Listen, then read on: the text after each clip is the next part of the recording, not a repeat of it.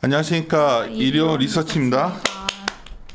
매주 자료를 쓰고 있는데 방송은 많이 안 했지만 어쩌면 제가 이 자료를 의미 있다 보는 게 우리 박지영 연구원이 그래도 나름대로 어떤 이슈를 갖고서 네, 또 맞습니다. 특히 지금 굉장히 중요한 이슈를 갖고서 정리를 했어요. 그래서 네. 저도 한번 쭉 세미나 어떻게 하나 들어보고 싶은 것도 있으니까 뭐 원래 항상 말 끼어들어서 욕 먹지만 오늘은 되도록 더 특히 조심할 테니까 한번 쭉 괜찮습니다. 해줘야 돼. 결론부터 뭐 중국, 한국, 미국 네. 다 이런 규제 이슈가 나오는데 네.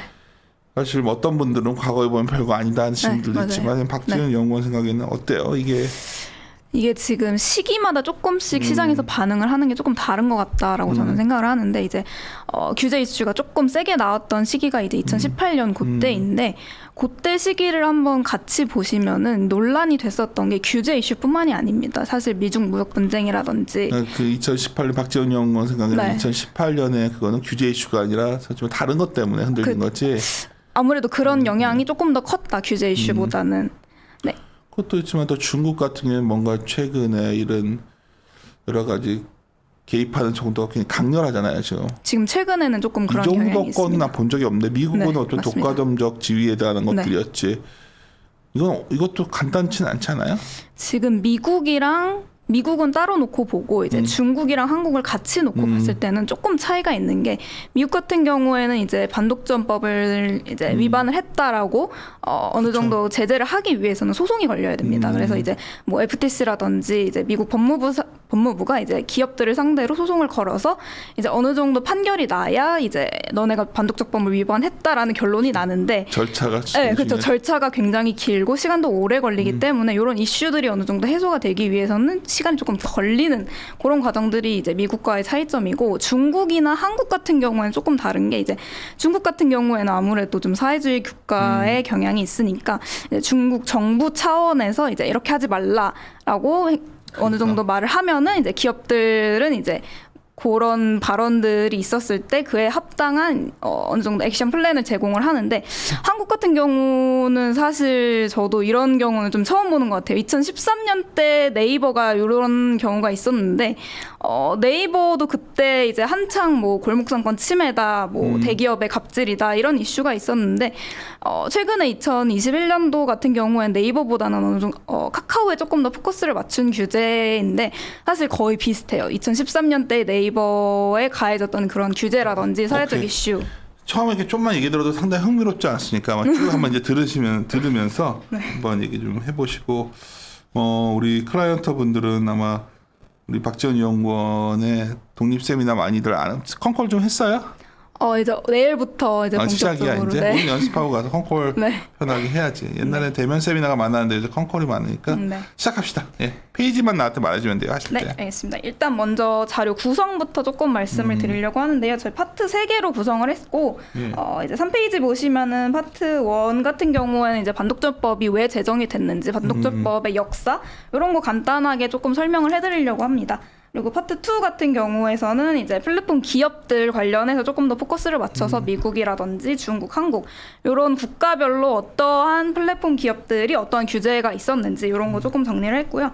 마지막으로는 이제 그 규제가 있었던 시기에 이제 ETF라든지 뭐 관련된 자산군 쪽에서 자금 흐름이 어떻게 조금 바뀌고 있었는지 이런 부분들에 대해서 마지막으로 좀 정리를 해보았습니다. 네, 4페이지 봐주시면은요, 이제 조금 왜 이런 이슈들이 지금 와서 이제 화두가 되는지를 조금 생각을 해보면은 미국 같은 경우에는 작년에 이미 대선이 있었고 그 결과론적이긴 하지만 이제 페이스북 같은 경우엔 작년에 소송이 한번 걸린 적이 있습니다. 반독점법 위반했다라고 해가지고 이제 미국 법무부에서 소송을 걸었었는데 최근에 소송 결과가 나왔는데 이제 페이스북이 승소한 걸로 1심 판결이 났고 이제 그때 당시에 미국 대선이 한창 이슈가 됐었을 때 역시 이제 페이스북이라든지 아마존, 구글 이런 기업들에 대해서 반독점법 너네 위반했다라고 소송이라든지 뭐 이런 규제 이슈들이 굉장히 많았었는데 최근에는 조금 그런 부분들이 약해지지 않았나라고 생각을 하고 있습니다. 반면에 이제 중국이라든지 한국 같은 경우에는 내년에 조금 지도부 선거가 예정이 되어 있어서 이런 부분들에 있어서 이제 중국이라든지 한국 같은 경우에는 어느 정도 민생 안정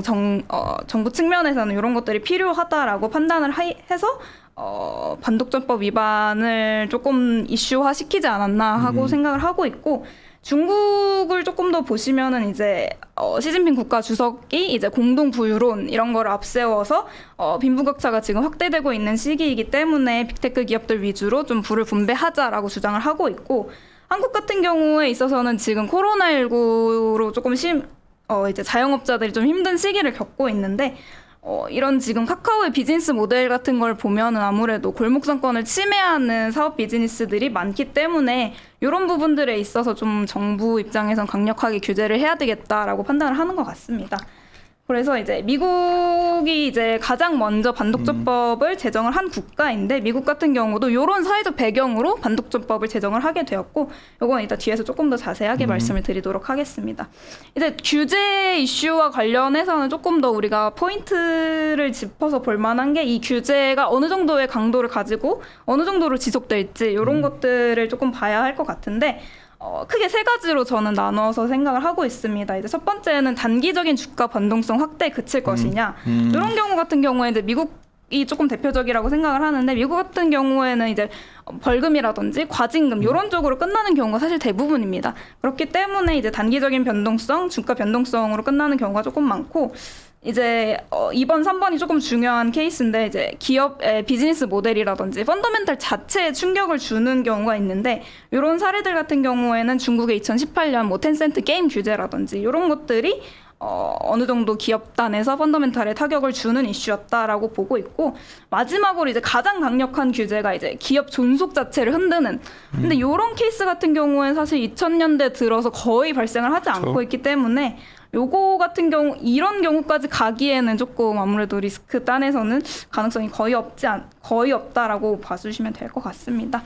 그래서 이제 2018년도 밑에 차트 봐주시면은 이제 뭐 텐센트라든지 아마존, 구글, 페이스북 이런 거 이제 주가 변동성 어떻게 되고 있는지를 그려놨는데, 아무래도 텐센트 같은 경우에 있어서는 정부 규제가 직접적으로 들어갔기 때문에 저점까지 소요 기간도 좀 길었고 하락폭도 좀 미국보다 상대적으로 컸던 것으로 좀 보이고 있습니다.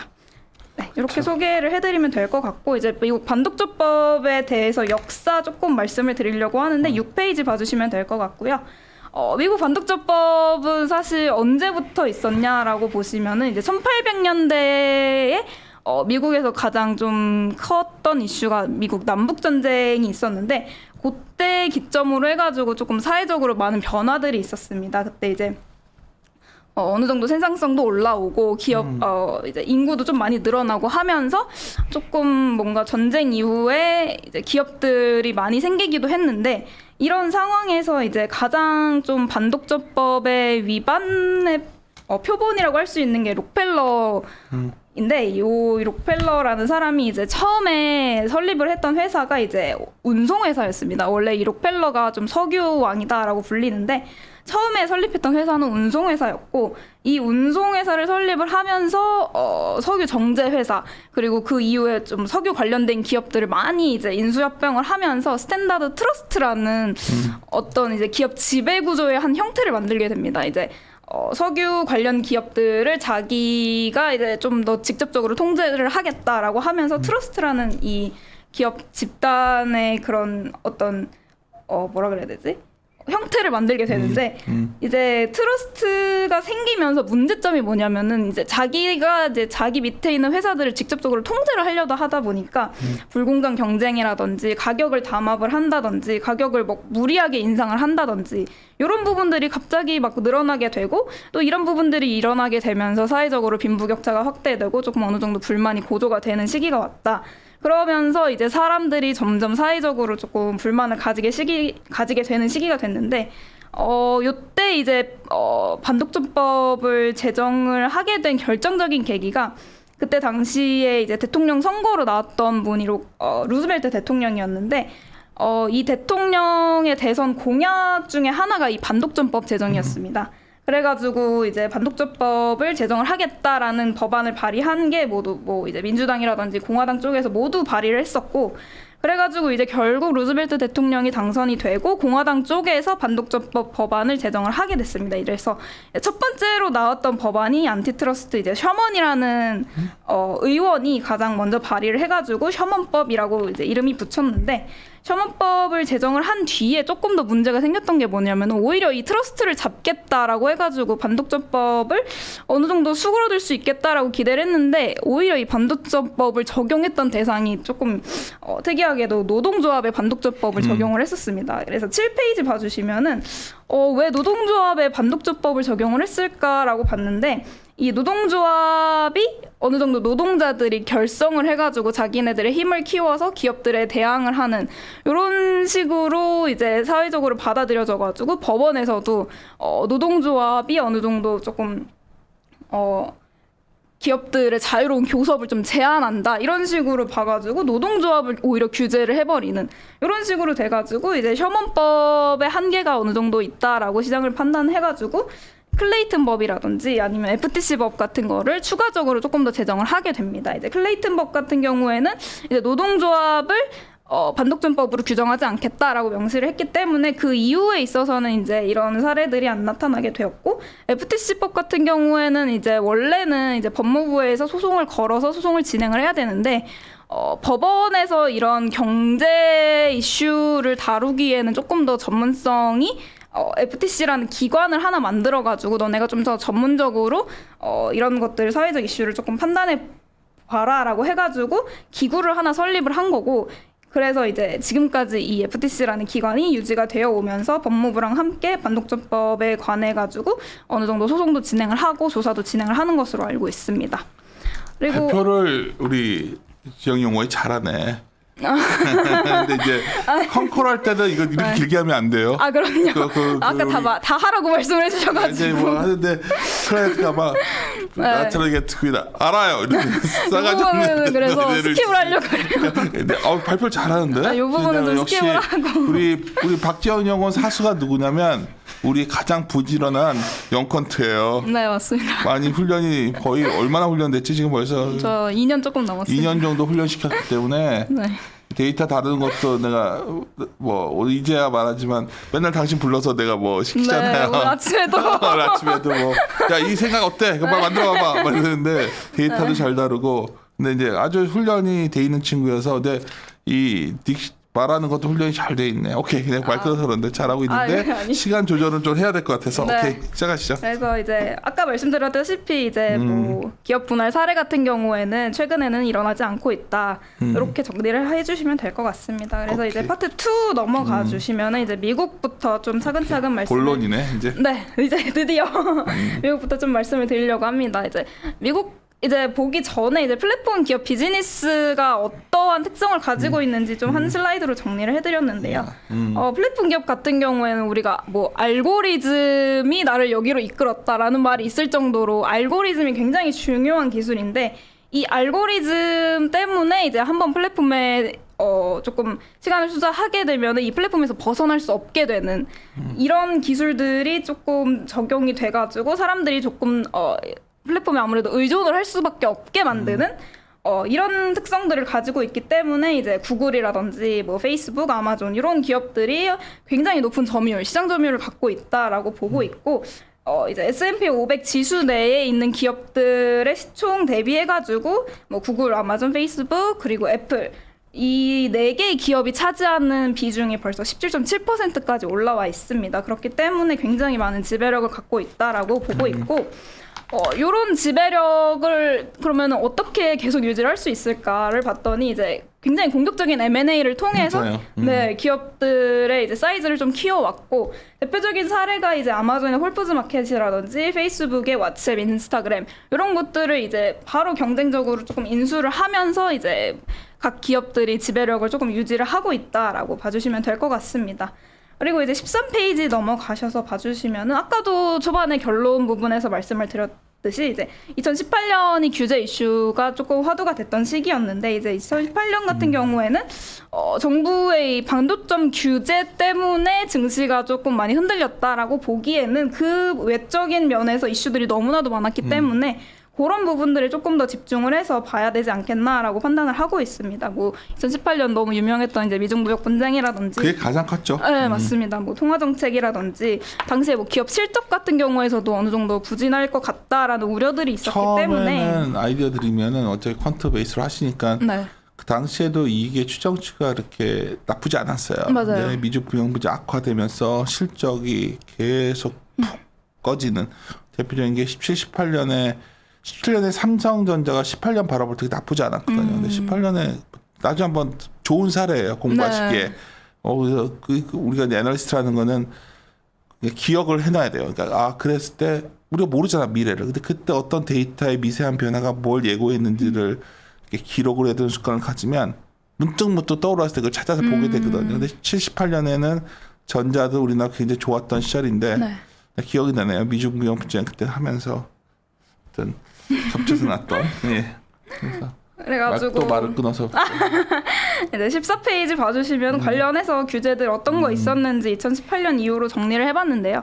사실 보시면은 이제 좀 짙은 파란색으로 하이라이트 된 부분들이 이제 공식적으로 소송을 제기한 내용인데 이 공식적으로 소송을 제기한 시점이 2018년은 아니고 사실 최근입니다. 2020년이라든지 2018년 이런 때 조금 본격적으로 제소를 한 내용들이 있기 때문에 2018년 같은 경우에는 사실 규제라는 그 공포감에 조금 사로잡혀 있지 않았나라고 저는 보고 있습니다.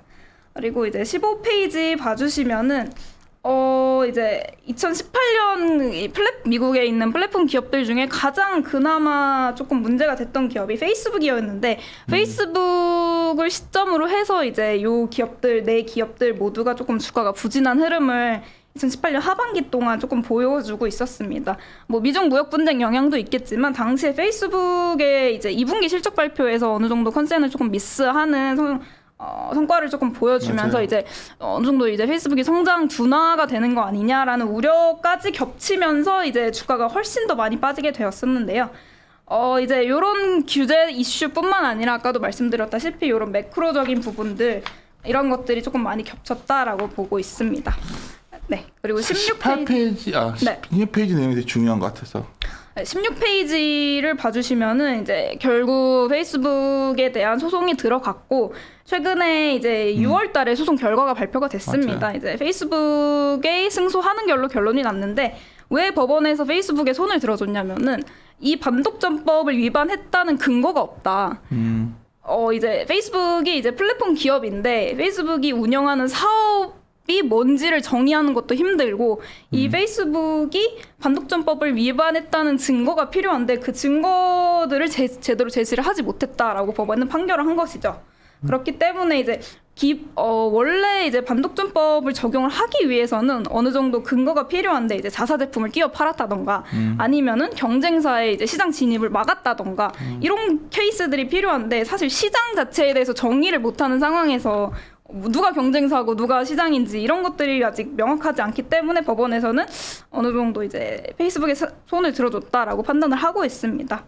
그리고 이제 S&P 500 기준으로 해서 이제 상위 20개 기업들 올해 상반기 기준으로 순이익 보시면은 사실 다른 기업들에 비해서 월등하게 높은 것을 알 수가 있고 이러한 이제 성과들이 조금 이제 M&A라든지 이런 것들을 통해서 몸집을 어느 정도 키운 상태에서 이런 것들이 가능하지 않았나라고 보고 있습니다. 미국은 소송을 하면 이런 거죠. 뭐 아마존이 독점적 지위가 있다고 하려고 해도 물건을 싸게 파는데 네. 독점이면 비싸게 해버려야 되는데 이게 이제 딜레마에 빠져 있는데 네. 사실 사람들이 그래서 뭐 이런 규제에 대해서 중국 규제, 한국 규제 비슷한 줄 알았는데 이게 완전히 다르거든요. 다릅니다. 미국은 그러한 소위 독과점적인 거에 대한 막기 위한 조치라면 네. 이거는 우리는 뭔가 사회 정의를 위한 거. 아까도 말씀드렸듯이 민생 안정을 위한 게 그러니까. 조금 더 포커스가 본론 맞춰지지 않나. 들어가네. 중국 케이스가 좀 다르더라고 많이. 예. 중국도 뭐 그냥 근본 없이 그치. 규제하는 게 아닙니다. 맞아요. 네, 중국도 법이 있는데 중국 같은 경우에도 보시면 이제 3대 경쟁법이라고 해가지고 반독점법, 뭐 가격법, 반부정당 경쟁법 이렇게 세 가지 정도가 이제 전통적인 경쟁법이라고 해가지고 원래 기존에 있었던 거고 최근에는 이제 조금 더 플랫폼 기업, 조금 더 사이버 쪽에 맞춰가지고 법안들을 제정을 하고 있는데 이런 것들은 뒤에서 조금 더 말씀을 드리도록 하고요. 이제 빅테크 기업들이 이제 어떠한 지금 이슈들이 있었는지를 타임테이블로 좀 보여드리고 있는데 이제 2020년도 1월 달부터 벌써 반독점법을 우리가 뜯어 고치겠다. 19페이지 그림이죠. 18페이지 봐주시면 돼요. 10표부터. 예. 네. 수정 초안을 공개를 했고 그 후에 이제 엔트그룹이 상장 중단, 상장 무기한 연기를 했었고 이제 올해 4월 초에 보시면은 이제 알리바바가 이제 반독점법 위반했다라는 그런 반독점법 위반을 했다라고 판결이 나면서 이제 182억 위안의 과징금을 맞게 됐는데 요 케이스 같은 경우에는 이제 중국에서 발생한 가장 큰 과징금으로 어느 정도 이제 우리가 본격적으로 규제를 시작을 하겠다라는 신호탄적인 이슈였다라고 저는 판단을 하고 있습니다.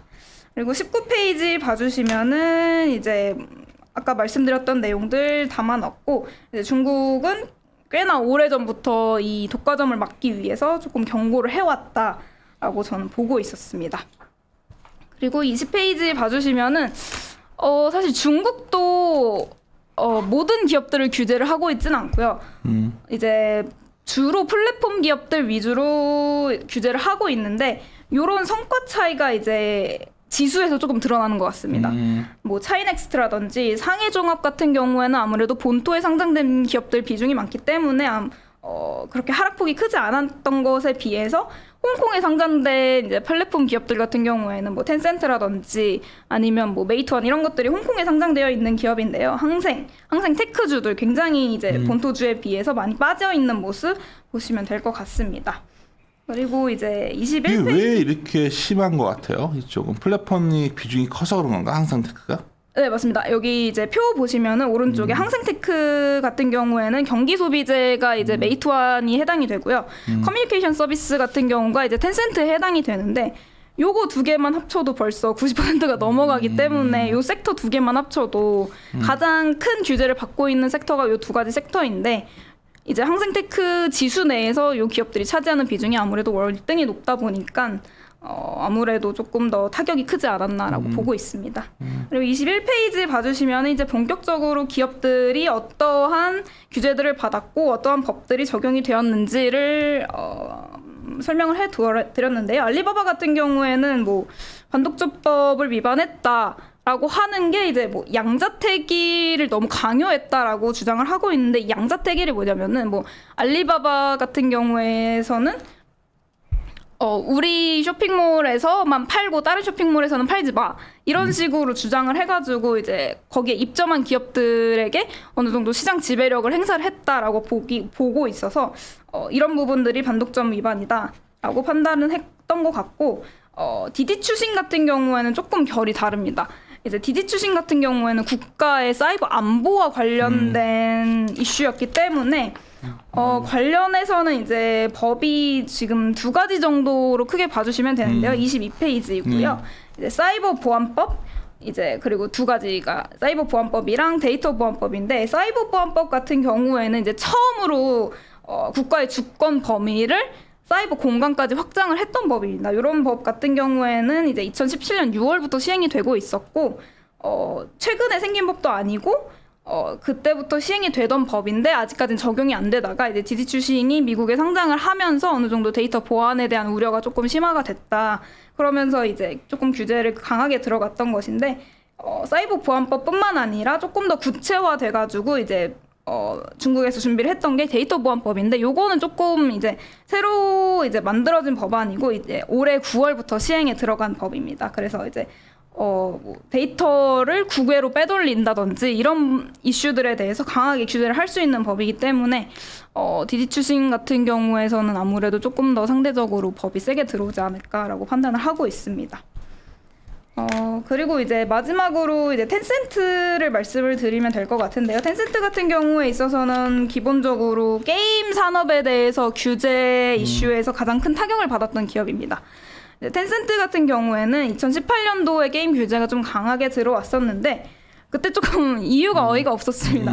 청소년들의 시력이 나빠질 것을 우려해가지고 이제 게임 너무 많이 하지 말라 이런 것들을 규제를 했었는데 그러면서 이제 온라인 게임 총량제를 도입을 하고 이러면서 이제 텐센트 실적 자체가 많이 좀 깨지는 이런 부분들이 있었고 최근 이슈도 거의 비슷합니다. 이제 최근 이슈 같은 경우는 게임은 뭐 아편이다 이런 것들이 막 보도가 되면서 텐센트 같은 경우에는 2018년과 거의 비슷하게 게임 이용 시간을 이제 우리가 규제를 하겠다라고 자발적으로 좀 어느 정도 규제를 기업 측에서 바로 하면서 조금 정부의 좀 뭐라 그래야 되지? 네, 손을 좀 들어준 그런 부분들이 있다라고 봐주시면 될 것 같습니다. 그러니까 지금 중국 걸 딱 들어보니까 이렇게 정리는 정말 잘했는데 내가 궁금한 건 이런 중국의 이런 플랫폼 기업 규제는 일단 더 지속될 가능성이 높죠. 그렇죠. 더 지속되는데 주가는 상당히 하락을 반영해 왔는데 네. 뭐 우리 박지원 연구원 생각은 어때요? 이런 것들이 뭐 전망하기는 좀 그렇겠지만 이 네. 섹터 담당자는 아니지만 이후에 어떤 추정, 어떤 추론 이런 건 어떤 게 있어요? 중국에 대해서. 사실 중국 같은 경우에는 아까도 말씀드렸다시피 내년에 이제 시진핑 국가주석이 3연임을 할 수 있느냐 없느냐를 결정하는 당대회가 예정이 되어 있습니다. 그래서 그거 전까지는 사실 조금 아무래도 변동성이 크게 작용을 할 것 같고 연말인가요? 10월 달에 예정이 되어 있습니다. 10월인가? 가을. 얼마 안 남았네. 내년 가을. 아 내년 네, 가을이구나. 네, 네. 그렇기 때문에 한 1년 정도까지는 아직 시점이 좀 장기적으로 내년 남아 내내도 있는데 계속 안 좋다는 얘기네 이쪽은. 이쪽 같은 경우에는 이제 막 규제를 본격적으로 하기 시작을 했고 갑자기 실제로 정부에서 처벌을 내린 것들 기업들도 많고 앞으로 내릴 기업들도. 네, 지금 그 관련해서 법도 제정 중인 게 굉장히 많고 그렇기 때문에 이제 텐센트 같은 경우에 있어서도 이제 2018년 같은 경우에 거의 1년가량 주가가 빠졌거든요. 그렇기 때문에 아마 쉽게 이제 턴어라운드 하기에는 조금 어렵지 않나라고 보고 있습니다. 오케이. 마지막으로 이제 한국을 조금 설명을 드리려고 하는데요. 한국은 사실 뭐 네이버, 카카오, 뭐 비상장 기업 중에서는 뭐 야놀자라든지 뭐 당근마켓 이런 기업들까지 이제 언급이 되고 있는데 사실은 결정적으로는 카카오를 겨냥한 규제가 맞다고 판단을 하고 있고요. 카카오 같은 경우에도 아까 미국 사례와 거의 마찬가지로 이제 M&A를 통해서 굉장히 빠른 시간 내에 급격한 성장을 해온 기업입니다. 그렇기 때문에 이제 M&A 건수를 보면은 이제 블룸버그에서 데이터를 받았는데 완료된 기준으로 건수가 이제 1990년도부터 144건 중에서 95건이 총 이제 딜 자체가 마무리가 됐다라고 보고 있고 이렇게 많은 M&A라든지 투자를 통해서 기업들이 빨리 성장할 수 있었다라고 보고 있습니다. 그리고 27페이지 봐주시면은 이제 카카오 상생한 9월 14일에 나왔던 것들 조금 정리를 해놓았고요. 최근에 이제 김범수 의장이 국감에 나와가지고 발언한 내용들까지 종합해서 보면은 이제 조금 사회적으로 질타를 받고 있는 뭐 모빌리티라든지 이런 부분들에 대해서는 어느 정도 사업 비즈니스 모델에 있어서 조금 제한적으로 운영을 하지 않을까라고 보고 있는데 요거는 제가 사실 섹터 담당자가 아니기 때문에 쉽게 판단을 내릴 수는 그럴 때는 없지만 성종화 팀장한테 가서 물어보고 막 네. 공부를 해야지. 근데 여기 특히 K큐브 홀딩스 이슈를 좀 얘기를 하는 것 같아서 이거는 상생 안에 안 들어가 있으니까. 요거 같은 경우에는 사실 이거 이 정도가 아니라 성 팀장님께 여쭤보기도 했는데 조심하라고 말하지 말라 그러죠. 요거는 방송용으로는 조금 내가 이게 참 맨날 나도 이거 내용 얘기하고 싶은데 네. 얘기하시면 안 됩니다. 볼 내용도 아닌데 뭘 그러는지 모르겠어. 알았어요. 슬쩍 얘기할까 했더니 안 되겠다. 네. 넘어갑시다. 그래서 이제 아까도 초반에 조금 말씀드렸다시피 이제 2013년 네이버랑 지금 카카오랑 조금 비슷하게 가고 있다라고 봐주시면 될 것 같습니다. 그때가 그러면 어땠죠? 뭐 하락하고 난 뒤에 여기 카카오 하락폭은 정말 컸어요. 그래가지고 좀 네, 카카오 사실 규제 자체가 이제 카카오를 겨냥한 규제이기 때문에 카카오가 조금 타격이 컸던 것도 사실이고요. 네이버 같은 경우에는 워낙에 2013년도에 논란이 많았기 때문에 어느 정도 카카오보다는 대비가 되어 있는 상태다라고 보고 있습니다. 오케이. 그리고 이제 29페이지 같은 경우에는 국정감사 관련해가지고 일정들 정리해 놓았고요. 지금 계속 진행이 되고 있습니다. 이제 국정감사 관련해가지고 조금 봤는데 그냥 기업 총수분들 나와가지고 이제 죄송하다 잘못했다 뭐 다시는 안 그러겠다 그래도 이런 여기 안 나가려고들 엄청들 다 노력하시고 이런 말씀들 많이 해주시고 계시고 이제 한국에서 이제 반독점법 관련해가지고 온라인 플랫폼에 조금 더 최적화돼가지고 규제를 할 수 있는 법안이 지금 준비가 되고 있는데요. 요거 같은 경우에는 이제 국회 문턱까지는 왔는데 아직 통과가 되진 않은 상태라서 관련해서 이게 통과되면 어떨 것 같아요? 통과가 되면은 굉장히 타격이 클 것이라고 보고 있는데 그래요? 어떤 면에서?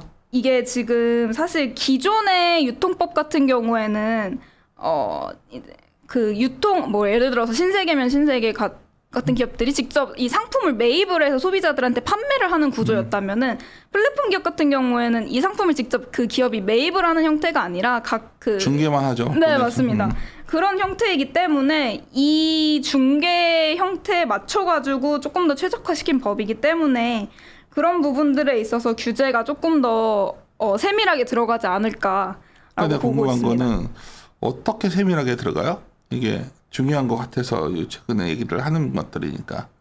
뭐 예를 들어서 이제 불공정 거래 행위를 금지를 하고 있는데 뭐 우리 제품을 뭐 끼워서 판다든지 아니면 구입을 강제를 한다든지 뭐 불이익을 제공을 한다든지 쓸데없이 막 입점한 기업들에게 경영적으로 간섭을 한다든지 이런 이슈들이 발생을 했을 때 우리가 구체적으로 좀 어느 정도 제재를 가할 수 있는 법을 만들겠다. 그래서 플랫폼 업자들이 밑에서 그 식당 하시는 분이나 무슨 그런 실제 조금을 하는 사람들 네. 거를 막 좀 간섭을 한다든지 간섭하거나 뭐 이거 뭐 광고료 내야지 네. 해준다거나. 그런 부당한 공정 경쟁을 위반을 했을 때 이거는 다른 말로 하면 카카오만의 문제가 아니라 모든 플랫폼 기업들에 맞습니다. 대해서 문제가 네, 될 수 있는 거 아니에요? 맞습니다.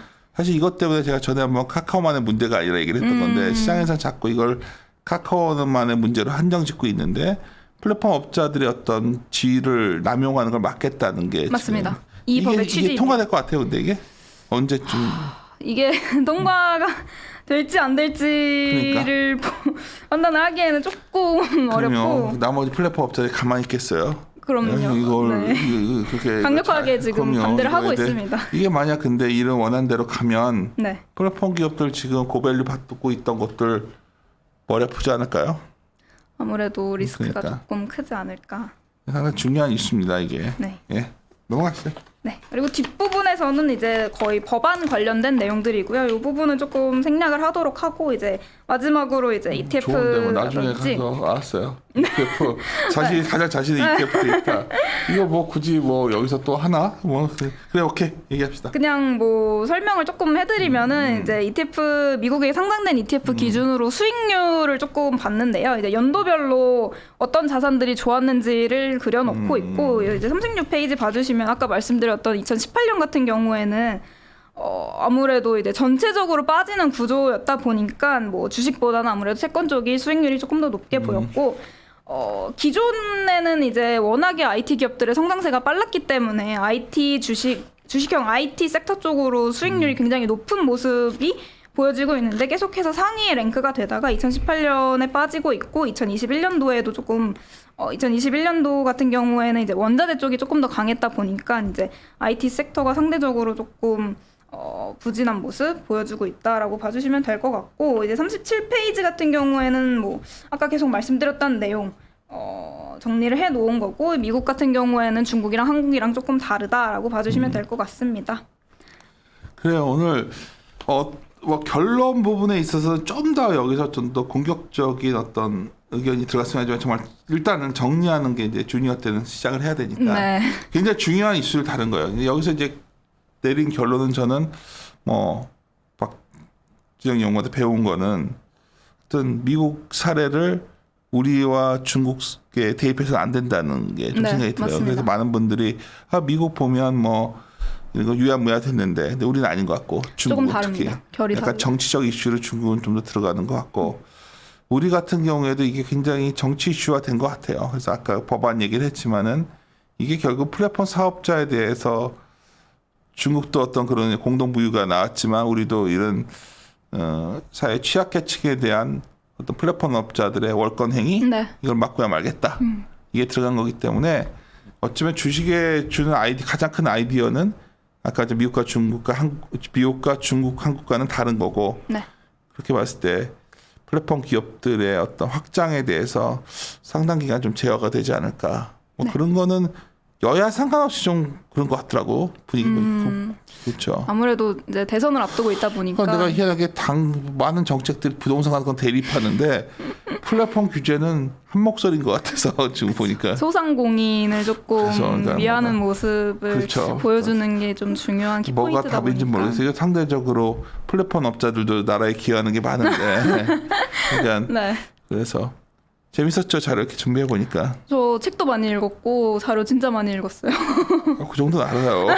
책 당신 재밌더라고요. 아까 뭘 네. 알겠지만 내가 당신 이렇게 하면 얘기 당신이라는 단어도 어떤 분이 쓰지 말라고 얘기하던데 원래 내가 당신이라는 단어 많이 쓰잖아요. 우리 네. 그 저랑 그래도 오래 같이 했던 친구들이 책들 많이 보지 않아요? 네, 신쌤이나. 팀장님도 와서 이제 저 책 읽는 거 보시고 아 이거 굉장히 잘 산 것 같다. 정리 잘 돼 책을 있다. 많이 봐야 돼요. 책을 많이 보고 염동찬 연구원도 논문도 페이퍼도 많이 보잖아요. 네, 맞습니다. 우리는 뭐 완벽히 새로운 걸 창조하는 사람이 아니라 많은 자료와 그런 걸 갖고서 우리가 어쩌면 잘 그 연결해서 어쩌면 거기서 2차적 창조라는 사람들이라서 생각을 많이 하니까 네. 그러니까 많은 게 담겨 있는 거니까 혹시 모르겠어요. 저도 전에 한번 이 독과점 규제를 공부한 적이 있어가지고 저는 아는 내용이 많았지만 네, 네. 상당히 이게 좀 낯선 분들은 최소한 이런 거 오늘 이 세미나 들으신 분들은 아 미국 보니까 규제 아무것도 아니다 이런 말은 안 했으면 좋겠어요. 완전히 다른 거니까 네. 지금 상황. 미국이랑 비교를 하기에는 조금 그럼요. 다른 상황이다. 미국은 변호사들이 너무 세가지고 기업 소송하다 끝나요. 몇 년에 걸쳐서 하는데 MS도 그랬어. 마이크로소프트 맞아요. 사례가 여기 맞습니다. 없는데 마이크로소프트 사례가 상당히 재미있는 사례가 됐었고 그래서 독과점이라는 거에 정의를 놓고서 그냥 접근하는 거고 거기는 우리 한국과 중국은 사회 정의 차원에서 하는 거기 때문에 이게 많이 다릅니다. 그래서 그 아까 법관까지 가면 상당히 내년에 어떤 불확실성이 될 수도 있는 요소인데 저는 안 될 것 같거든. 그게 왜냐하면 너무 세 지금 법안이 그게. 그쵸? 아무래도 네, 그렇지 않아요? 그래서 플랫폼 너무 기업들 자체도 반대 목소리가 너무 커가지고 이걸 어떻게 난 이 법안 보고서 야뭐 이렇게까지 해? 뭐 아니 보면 만약에 그런 뭐 물건이 잘못 받았어. 그래가지고 그걸 갖다가 뭐 반품 처리시키고 말이잖아요. 뭐 그런 것들. 네. 뭐 이런 것까지 다 뭐 관여하게 돼 있더라고. 그러니까 이게 과연 되겠냐 이런 시각들도 있더라고요. 일단 국회에까지 올라온 상태이긴 한데 요거를 통과시키기 위해서는 근데 문제는 선거철이어서 이게 만연한 가능성인데 네. 여든 야든 뭐 정확히 이걸 자세히를 안 보는 분위기여서 지금 네, 그래 맞습니다. 자영업자를 도와줘야 돼 통과시키면 예를 들어서 우리가 플랫폼 업자들은 상당히 곤혹스러운 상황. 그래서 플랫폼 사업자들이 어떻게 막으려고 할 것 같은데 네, 맞습니다. 지금 자기들 챙기기도 만만치 않거든. 지금 여러 가지 코너에도 몰려 있어서 뭐 이런 상황 같아서 이게 중요한 이슈가 될까. 몇 페이지였더라 다시 한번 보여드려요. 30페이지입니다. 나중에 요거를 아는 사람, 그러니까 항상 전망이라던가 이런 것들은 뭐냐면 우리가 어떻게 뭐가 시장이 앞으로 굉장히 중요하다고 생각하는 것들을 정확히 알고 있어야 이거에 대해서 시장이 어떻게 인식하고 얼마나 컨선이 형성 이걸 그래야 그 다음 단계 이해하는 건데 네. 많은 분들이 그런 걸 모르는 상태에서 기사화됐을 때 보거든요. 맞습니다. 굉장히 후행적인 거예요. 네. 내가 봤을 때는. 그래서 사실 이 문제는 제가 전에 뭐 다른 데 가가지고 카카오만의 문제다 아니다 할 때 사실 이거 얘기를 많이 딴 거에서 했던 건데 왜 카카오만의 문제가 아닌가 하는 게 많은 분들이 지금 카카오만 제어하지 않냐 뭐 이런 말들 하는데 네. 아니에요. 지금 전방위적으로 지금 뭔가 그렇잖아요. 조사하다 보니까 그런 느낌 안 받았어요? 네, 맞습니다. 그러니까. 지금 뭐 이제 카카오뿐만 아니라 이제 배달앱이라든지 숙박앱 이런 부분들까지 건드리고 있기 때문에 숙박앱 같은 것도 결국은 뭐 호텔, 모텔 이런 데들이 실제 플랫폼 업자한테 돈 주고 나면 남는 게 없다는 거지. 뭐 아주 단순한 것을 어떻게 하면 교정할 것인가 들어가는 건데 이 규제라는 게 들어갔을 때 선의의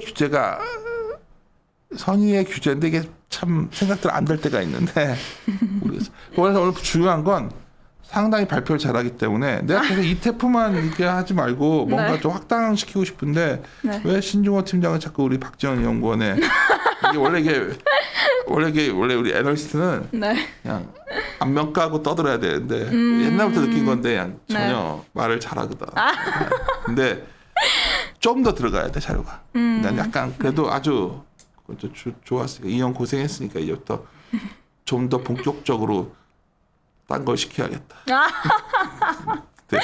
이제부터 본격적으로 생각하는 것마다 지금 아침에도 내가 오늘 염동찬이랑 저기 아까 정다운 연구원 둘이 네. 불러라. 그 아이디어 괜찮잖아. 네. 그런 아이디어가 왜 내가 어디서 얻는 거냐? 클라이언트와 대화 속에서 나오는 거야. 그런 것들이. 그러면 우리는 당신들한테 이제 그런 거를 주제를 한번 고민해봐라 주는 건데, 하여튼 이것도 고민해라 그러고 준 지가 꽤 됐던 것 같은데 이번에 자료 나온 것 같아요. 추석 전주에 아마 제가 난 꽤 됐다. 시간 친구가 불러가지고 빨리 좀 해와 그랬더니 오늘 가져왔네. 아유, 알겠습니다. 마무리 짓고 하여튼 잘들 지져봅시다. 예. 함께 고민하시죠. 고민하시죠. 고생했어요.